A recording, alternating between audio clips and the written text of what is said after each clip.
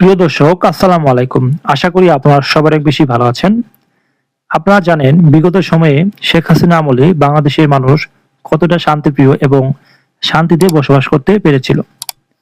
এবং কি অনেকেই মনে করেন আওয়ামী লীগের সময় আমরা সত্যি অনেক ভালো ছিলাম। এবং কি কারণে ভালো ছিল তার কয়েকটি বিষয় নিয়ে আমরা আলোচনা করি। আপনারা জানেন বর্তমান সময়ে প্রকাশ্যে দিবালোকে একজন আরেকজনকে হত্যা করছে এবং প্রকাশ্যে চাঁদা দাবি করছে। চাঁদা না দিলে তাকে বাসার সামনে কিন্তু মুহুর্মুহু গুলি চালিয়ে যাচ্ছে কিশোর গ্যাং এবং গ্যাংস্টার। এই সকল বিষয় কিন্তু একটি মাত্র কারণে হয়ে যাচ্ছে, সেটি হচ্ছে চাঁদাবাজি। চাঁদাবাজি বন্ধ করার জন্য কিন্তু সরকার কোনো বড় ধরনের পদক্ষেপ নেয়নি এবং অনেকেই মনে করেন সরকারের দলে যে নেতা রয়েছে তাদের ইন্ধনে, তাদের শেল্টারে এ সকল চাঁদাবাজি এবং ব্যবসায়ের উপরে হামলা করে যাচ্ছে এই গ্যাংস্টাররা।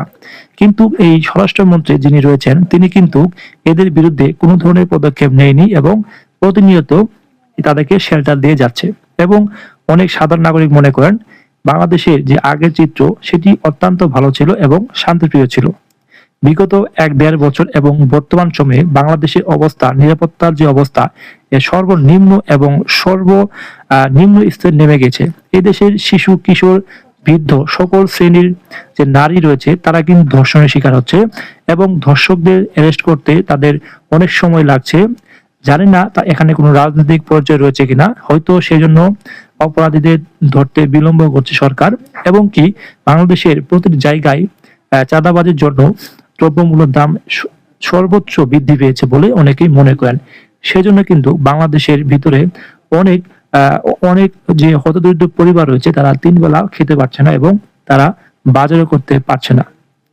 বর্তমানে বাংলাদেশে সবজিকালীন সময়, এই সময়ে কিন্তু বাংলাদেশের প্রতিটি সবজি এবং আরো যে দ্রব্যমূল্য রয়েছে এগুলো কিন্তু প্রচুর পরিমাণে বৃদ্ধি পেয়েছে দাম, কিন্তু সরকার কোনো পদক্ষেপ নেয়নি। অনেকেই মনে করেন সেজন্য আওয়ামী লীগের সময় যে শেখ হাসিনা যে একটি শাসন ব্যবস্থা তৈরি করেছিল এতে সকল বিষয় কিন্তু নিয়ন্ত্রণের ভিতরে ছিল।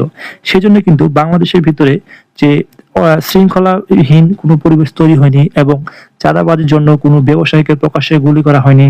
এবং কি বিগত সময়ে অনেক ব্যবসায়ী মনে করেন যেখানে ২০ টাকা চাঁদা দেওয়া লেগেছে বর্তমানে সেটি ৪০ টাকা অথবা ৫০ টাকা চাঁদা দেওয়া লাগছে।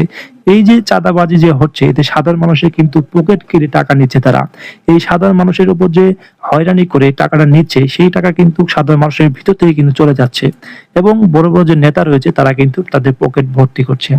এই যে বিশাল একটি চাঁদাবাজির অঙ্ক দাঁড়িয়েছে সেটি কিন্তু ছোট কোনো বিষয় নয় এবং সরকার কিন্তু এগুলো কোনো পদক্ষেপ নেয়নি। তাই অনেকেই সাধারণ মানুষ এবং জনগণ মনে করেন বর্তমান চেয়ে আমরা বিগত সময়ে শেখ হাসিনা আমলে অনেক শান্তিপ্রিয় ছিলাম এবং দ্রব্যমূল্য সবচেয়ে কম মূল্যে পাওয়া যেত। কিন্তু বর্তমানে বিভিন্ন সেক্টরে কিন্তু বন্ধ হয়েছে, প্রায় ৩০০ অধিক গার্মেন্টস ফ্যাক্টরি বন্ধ হয়েছে। সরকারের গাফলতি এবং সরকারের যে ব্যাংক রয়েছে সেই ব্যাংক থেকে কিন্তু ইউনূস সরকার এবং বর্তমান সরকারের যে আমলারা রয়েছে তারা কিন্তু বিপুল পরিমাণ অর্থ এই সুযোগ কিন্তু বিদেশে পাচার করেছে। সেজন্য ব্যাংকে টাকার অভাবে, টাকার সংকটে, ডলার সংকটে অনেক ব্যবসায়ী কিন্তু ইম্পোর্ট করতে পারছে না। এবং কি এই জন্য কিন্তু ব্যাংকে টাকা লেনদেনের জন্য কিন্তু প্রায় ৩০০ অধিক গার্মেন্টস ফ্যাক্টরি বন্ধ হয়েছে শুধু লেনদেনের অভাবে। তাই অনেক ব্যবসায়ীরাও মনে করেন যে বিগত সময়ে আমরা অনেক বেশি ভালো ছিলাম বর্তমানে থেকেও। জানেন না সামনের ভবিষ্যতে কেমন হবে এবং কতটা নিচু স্তরে নেমে যাবে বাংলাদেশের নিরাপত্তা এবং ব্যবসা বাণিজ্য।